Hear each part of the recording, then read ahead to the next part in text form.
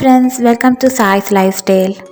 இதான் first time நீங்கள் நம்ம சேனல் பார்க்குறீங்கன்னா மறக்காமல் சேனலை சப்ஸ்கிரைப் பண்ணுங்கள். அப்படியே பக்கத்தில் இருக்க பெல் ஐக்கானையும் ப்ரெஸ் பண்ணுங்கள். என்னோட ரெகுலர் அப்டேட் ஃபாலோ பண்ணணும்னு நினச்சிங்கன்னா போத் இன்ஸ்டாகிராம் அண்ட் ஃபேஸ்புக்கில் நீங்கள் என்ன ஃபாலோ பண்ணிக்கலாம். Happy morning friends, welcome to saislifestyle. இன்றைக்கி நம்ம சேனலில் ரொம்பவே இன்ட்ரெஸ்டிங்கான ஒரு வீடியோ தான் நான் உங்கள் கூட ஷேர் பண்ணியிருக்கேன். ஸோ ஸ்கிப் பண்ணாமல் கடைசி வரையும் வீடியோவை பாருங்கள். இன்றைக்கி பார்த்திங்கன்னா நம்ம வீட்டுக்கு கெஸ்ட் வந்திருக்காங்க. கெஸ்ட்டுன்னு சொல்ல முடியாது, அம்மா அப்பா எப்போவுமே அவங்கள தான் மூத்த பொண்ணுன்னு சொல்லுவாங்க. யார் அப்படின்னு கேட்டிங்கன்னா என் அம்மாவோட கூட பிறந்த சிஸ்டர் அவங்க தான் வந்திருக்காங்க. அவங்க நேம் கௌரி. நான் எப்போவுமே அவங்கள நேம் சொல்லி தான் கூப்பிடுவேன். அதுமாதிரி எங்கள் சின்ன மாமாவையும் பேர் சொல்லி தான் கூப்பிடுவேன். ஏன்னா 2 பேருமே ரைட் ஃப்ரம் சைல்ட்ஹுட் என்னோடய க்ளோஸ் ஃப்ரெண்ட்ஸ். கௌரி சென்னையிலேருந்து வரப்போ பார்த்திங்கன்னா A to B, அதாவது அடையார் ஆனந்த பவன்லேருந்து நல்லா குண்டு அழகான குலோப் ஜாமுனும் சூப்பராக பாதாமில் அரைச்சி செஞ்ச பாதாம் கேக்கும் வாங்கிட்டு வந்திருந்தாங்க. சீரியஸ்லி A to Bயில் இருக்கிற இந்த பாதாம் கேக் ட்ரை பண்ணி பாருங்கள். சூப்பராக இருந்துச்சு டேஸ்ட் அண்ட் ஃப்ளேவர். நல்ல அந்த பாதாம் அரைச்சி அந்த பாதாமோட க்ரன்ச்சினஸோடு ரொம்ப நல்லா இருந்துச்சு இந்த ஸ்வீட்டு.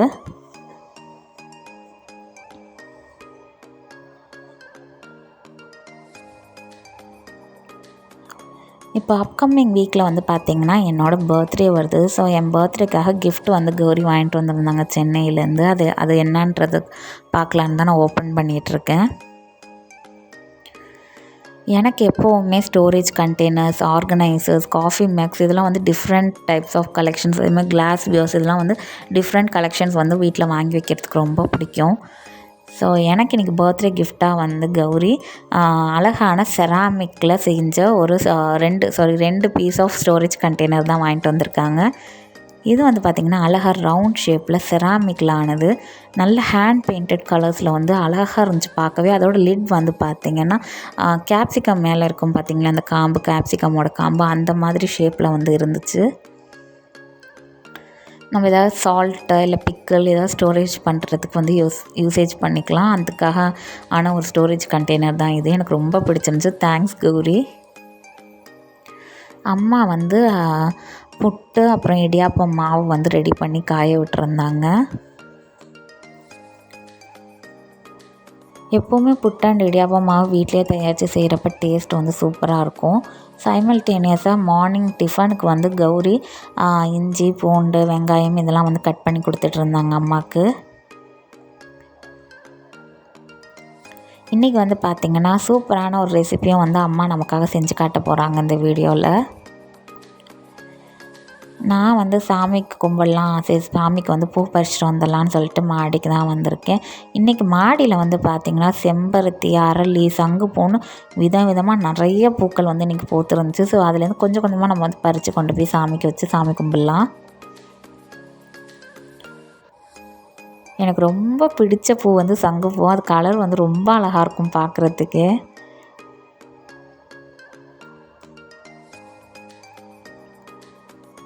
எப்போவுமே பூ ஆகட்டும் இல்லை காய் ஆகட்டும் நம்ம தோட்டத்துலேருந்து பறித்து நம்ம அதை யூஸ் பண்ணுறப்ப அந்த ஹாப்பினஸ் சொல்கிறதுக்கு வார்த்தையே கிடையாது. 2வது நம்ம மைண்டுக்கு ரொம்பவே ரிலாக்ஸேஷன் கொடுக்கும். பெரிய அளவில் தோட்டம் வைக்கணும்லாம் அவசியம் இல்லைங்க. நம்ம வீட்டில் இருக்கிற இடத்துல சின்னதாக ஒரு 2-3 செடி க்ரீனிஷாக நம்ம வச்சாலே மைண்டுக்கு நல்லா ரிலாக்ஸேஷன் கொடுக்கும்.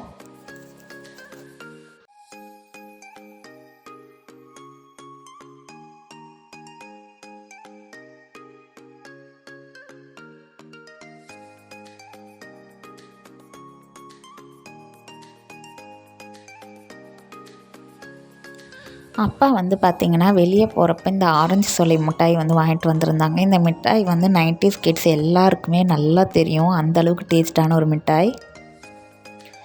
இது பேக்கெட்டில் இருக்கிறப்ப நம்ம ஒன்றா எடுத்து சாப்பிட்றப்ப என்ன ஆகும்னு பார்த்திங்கன்னா அந்த காற்று போய் மிட்டாய் ஒன்றோட ஒன்று அப்படியே பிசுக்குன்னு ஒட்டிக்கும். ஸோ இந்த மாதிரி ஒரு கண்டெய்னர் இது பார்த்திங்கன்னா ஐஸ்கிரீமுக்கு கொடுத்த கண்டெய்னர். இதெல்லாம் நான் வாஷ் பண்ணி வச்சுருப்பேன். யாருக்காச்சும் சாப்பாடு கொடுக்கணும் இல்லை நம்மளே எதுக்காச்சும் ஸ்டோரேஜ் பர்பஸ்க்கு யூஸ் பண்ணணும்னா யூஸ் பண்ணிக்கலாம் அப்படின்ட்டு. இந்த மாதிரி கண்டெய்னர்ஸில் நம்ம ஸ்டோர் பண்ணி வச்சிட்டோம் அப்படின்னா நம்ம எடுத்து சாப்பிட்றப்ப வசதியாகவும் இருக்கும். மிட்டாயும் பார்த்திங்கன்னா காற்று போய் ஒன்றோட ஒன்று ஒட்டாமல் இருக்கும். அதே மாதிரி இன்னொரு சின்ன டிப்ஸு, நம்ம எந்த வேலை செஞ்சாலும் கையோடு அதை எங்கே எடுத்து வைக்கணுமோ எடுத்து வச்சிட்டோன்னா வீடு எப்போவுமே பார்த்திங்கன்னா நீட் அண்ட் ஆர்கனைஸ்டாக இருக்கும். இல்லை அப்புறம் செஞ்சுக்கலான்னு விட்டோம் அப்படின்னா எப்போ பார்த்தாலும் வீடு வந்து கச்ச முச்சான் இருக்கும். அதேமாதிரி நமக்கும் வந்து வேலை இருந்துக்கிட்டே இருக்கிற மாதிரி இருக்கும். கையோடு நம்ம வேலை செய்கிறப்பயே எந்த பொருள் எடுக்கிறோமோ அதை தான் அந்த இடத்துல வச்சிட்டோன்னா வீடு எப்போவுமே நீட் அண்ட் ஆர்கனைஸ்டாகவே இருக்கும். எப்போவுமே இந்த ஸ்டோரேஜ் பாக்ஸ் கிட்ட வரப்போ நான் இந்த டான்ஸிங் டால் அந்த மாதிரி தொட்டு ஆட விடுவேன். அது பார்க்குறப்ப ரொம்ப அழகாக இருக்கும். இன்றைக்கி மார்னிங் டிஃபனுக்கு வந்து பார்த்திங்கன்னா குழா பொட்டு தான். கௌரியும் சித்தப்பாவும் வந்து சென்னையிலேருந்து வரப்போ பெரம்பலூர்கிட்டேருந்து இந்த பலாப்பழம் வந்து வாங்கிட்டு வந்திருந்தாங்க. ஆஸ் யூஷுவல் உங்களுக்கு நல்லா தெரியும் எனக்கு பலாப்பழம்னா உயிர்னு. ஸோ பலாப்பழம் வந்து சித்தப்பா வாங்கிட்டு வந்திருந்தாங்க. ரொம்ப பெரிய பழங்க, 10 ஊர் அடித்து சாப்பிடலாம் அந்த அளவுக்கு பெரிய பழம். சொலை வந்து பார்த்திங்கன்னா குட்டி குட்டி சொலை தான், ஆனால் டேஸ்ட்டு வந்து செம்ம டேஸ்ட்டு. வாசனையும் வந்து பார்த்திங்கன்னா செம்ம வாசனை, வீடே பலாப்பழ வாசனை தான் இருந்துச்சு இந்த பழம் இருந்த வரைக்கும். சரி நமக்கு கொஞ்சமாக எடுத்து வச்சுட்டு பக்கத்தில் இருக்கிறவங்களுக்குலாம் வந்து நம்ம ஷேர் பண்ணிக்கலாம் அப்படின்றதுக்காக கட் பண்ணிகிட்டு இருந்தோம். எப்போவுமே அந்த சீசனலில் என்னென்ன ஃப்ரூட்ஸ் கிடைக்குதோ அதெல்லாம் சாப்பிட்டு என்ஜாய் பண்ணிடணும். ஏன்னா அந்த சீசன் விட்டுட்டோம் அப்படின்னா நமக்கு திரும்ப அது கிடைக்காது. இன்றைக்கி வந்து பார்த்திங்கன்னா வீட்டுக்கே வந்து ஒரு அண்ணா வந்து டோர் மேட்டு, ஸ்க்ரீனு இதெல்லாம் வந்து கொடுப்பாங்க. அவங்க வந்திருந்தாங்க. சரி ரன்னர் கிச்சனுக்கு போட ரன்னர் மேட் இருக்கான்னு கேட்குறதுக்காக நானும் கௌரியும் போயிருந்தோம். பட் அந்த அண்ணங்கிட்ட சின்ன சைஸ் ரன்னர் தான் இருந்துச்சு.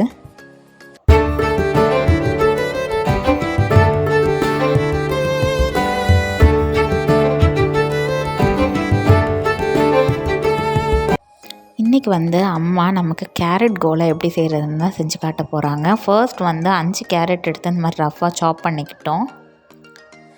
அப்புறம் 1 கப் அளவுக்கு தேங்காய் பூ எடுத்து வெறும் கடாயில் வந்து ஸ்லைட்டாக வந்து வறுத்து எடுத்துக்கலாம். ரொம்ப வந்து கலர் சேஞ்ச் ஆகிற அளவுக்கு நம்ம வறுத்துடக்கூடாது. ஸ்லைட் ப்ரௌன் கலர் வர அளவுக்கு நம்ம வறுத்து எடுத்து வச்சுக்கலாம்.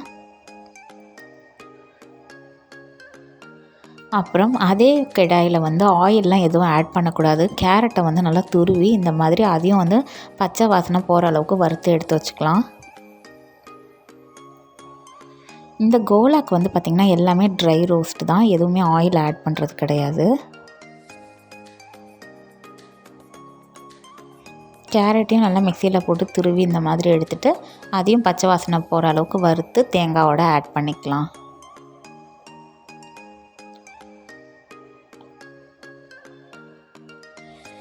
இப்போது அதே கடாயில் வந்துட்டு 2 பெரிய வெங்காயம் எடுத்து ரஃப்பாக சாப் பண்ணியிருக்காங்க. அதையும் வந்து நம்ம ஆட் பண்ணிக்கலாம்.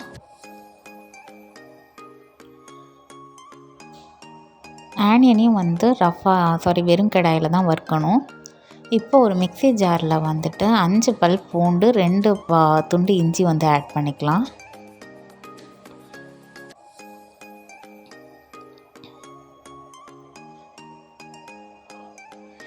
வெங்காயத்தோடைய ஃப்ளேவருக்காக கொஞ்சமாக கருவேப்பிலையும் வந்து ஆட் பண்ணியிருக்காங்க. அதோடு சேர்த்து நல்லா ஃப்ரை பண்ணிக்கலாம். இன் பிட்வீன் நம்ம வச்சோம்ல இஞ்சி பூண்டு, அதை வந்து விழுதாக அரைச்சி எடுத்துக்கலாம். இந்த மாதிரி 1, 2 வந்து அரைச்சி எடுத்துகிட்டு அதையும் வந்து நம்ம வெங்காயத்தோடு ஆட் பண்ணிக்கலாம்.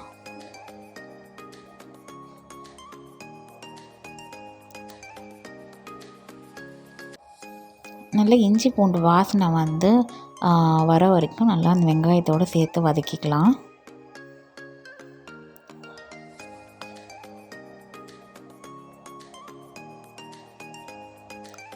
இப்போது இந்த ரெசிபிக்கு தேவையான அளவுக்கு சால்ட் வந்து நம்ம ஆட் பண்ணிக்கலாம்.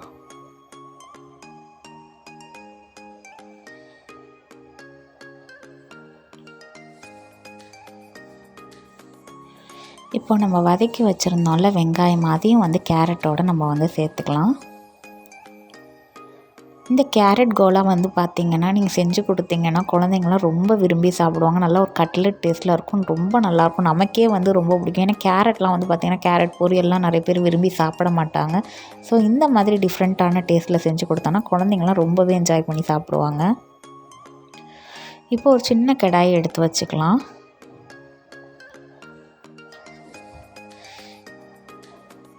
அதில் வந்து 2 டேபிள் ஸ்பூன் சோம்பு ஆட் பண்ணிக்கலாம். அப்புறம் 1 டேபிள் ஸ்பூன் அளவுக்கு கசகசா ஆட் பண்ணிக்கலாம். கசகசா தான் மெயின் இன்க்ரீடியன்ட் இந்த கோலாக்கே நல்ல ஃப்ளேவர் அண்ட் டேஸ்ட் கொடுக்கக்கூடியதும் அதுதான். அப்புறம் 2 சைஸ் சின்ன சைஸ் பட்டை ஆட் பண்ணியிருக்காங்க. ஒரே ஒரு ஏலக்காய் ஆட் பண்ணியிருக்காங்க. 4 கிராம்பு வந்து ஆட் பண்ணியிருக்காங்க. இது எல்லாமே வந்து ட்ரை ரோஸ்ட் தான் நம்ம பண்ண போகிறோம். அந்த ஸ்பைசஸ்லாம் பொரிஞ்சு நல்லா வாசம் வந்தோன்னே நம்ம வந்து ஆஃப் பண்ணிடலாம்.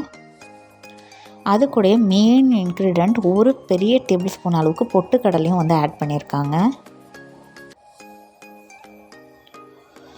ஸ்பைசஸ் ஆறணுன்னு நம்ம அரைச்சிக்கலாம். இன் பிட்வீன் இந்த ரெசிபிக்கு தேவையான அளவுக்கு கொஞ்சமாக வந்து மிளகாத்தூள் ஆட் பண்ணிக்கலாம். ரொம்ப ஆட் பண்ணிடாதீங்க, டேஸ்ட்டே கெடுத்துரும். ஸோ லைட்டாக வந்து 1/2 டேபிள் ஸ்பூன் அளவுக்கு மிளகாய் பொடி வந்து நம்ம ஆட் பண்ணிக்கலாம்.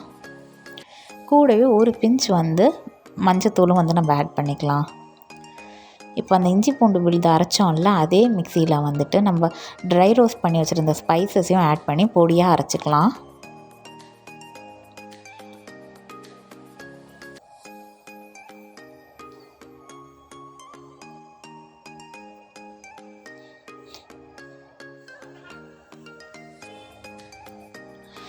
இப்போது அந்த அரைச்ச பவுடரையும் வந்து நம்ம கேரட்டோடு சேர்த்துக்கலாம்.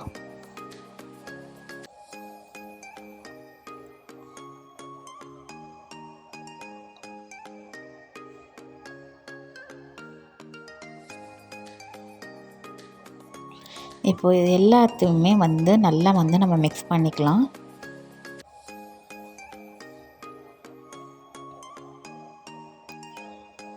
அப்போ தான் எல்லா இன்க்ரீடியன்ட்ஸும் ஒன்றா சேர்ந்து வரும். ஸோ நல்லா மிக்ஸ் பண்ணிக்கோங்க.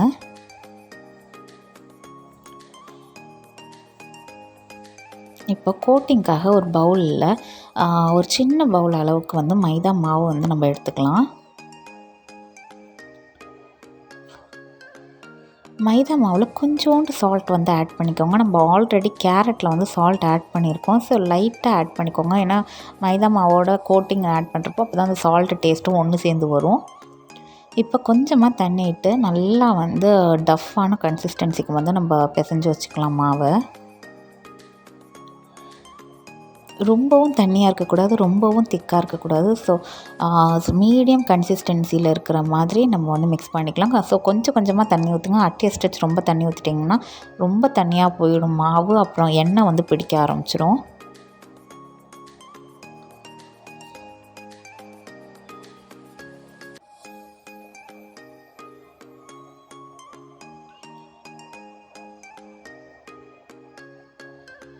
இந்த மாதிரி கொஞ்சம் கொஞ்சமாக வந்து தண்ணி ஊற்றி மாவு பிசைஞ்சு வச்சுக்கோங்க.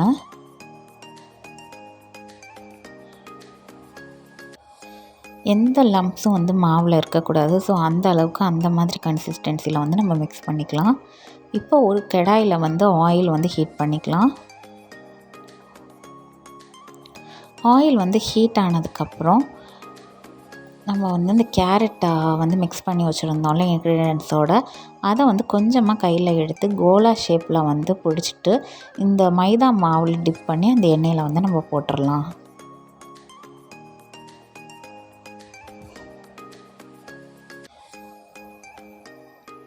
நீங்கள் ரவுண்ட் ஷேப்பாக கூட பண்ணிக்கலாம், இல்லை இந்த மாதிரி சிலிண்ட்ரிக்கல் ஷேப்பில் பண்ணிக்கலாம். உங்களுக்கு எந்த ஷேப் பிடிக்குமோ அந்த மாதிரியான ஷேப்பில் வந்துட்டு இந்த மாதிரி டைட்டாக ஹோல்ட் பண்ணிட்டு அந்த மைதா மாவில் டிப் பண்ணி எண்ணெயில் போட்டுடலாம்.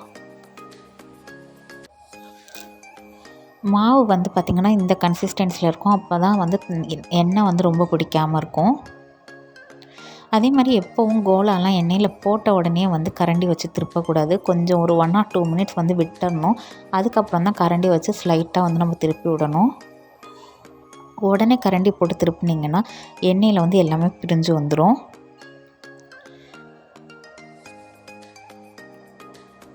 இப்போ இந்த மாதிரி லைட் கோல்டன் கலரில் வந்தோன்னு நம்ம கோலா வந்து எடுத்துடலாம்.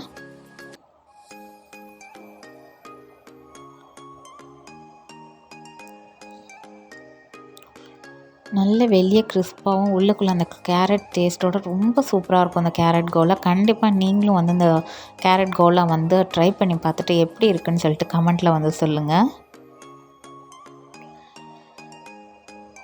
இப்போ சூப்பரான கிறிஸ்பி அண்ட் டேஸ்டியான கேரட் கோலா வந்து ரெடி.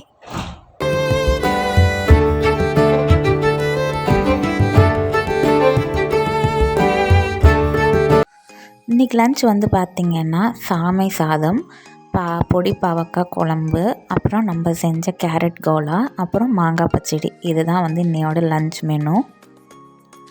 சிம்பிளான ஒரு லன்ச் காம்போ, பட் ஹெல்த்தியான காம்போ. நீங்களும் இந்த கேரட் கோலா வந்து செஞ்சு பார்த்துட்டு எப்படி இருக்குன்னு சொல்லி கமெண்ட்டில் சொல்லுங்கள். வெளியே வந்து நல்லா கிறிஸ்பாகவும், உள்ளே வந்து கேரட் ஸ்டஃப்போட நல்ல ஒரு கட்லெட் சாப்பிட்ட எஃபெக்டில் இருக்கும் இந்த கேரட் கோலா. கண்டிப்பாக நீங்களும் ட்ரை பண்ணி பாருங்கள். உங்களுக்கு இந்த வீடியோ பிடிச்சிருந்தால் மறக்காமல் லைக் பண்ணுங்கள், ஷேர் பண்ணுங்கள், கமெண்ட் பண்ணுங்கள். அதை விட முக்கியமாக சாய் லைஃப் ஸ்டைல் சேனலை சப்ஸ்கிரைப் பண்ணுங்கள். தேங்க்ஸ் ஃபார் வாட்சிங்.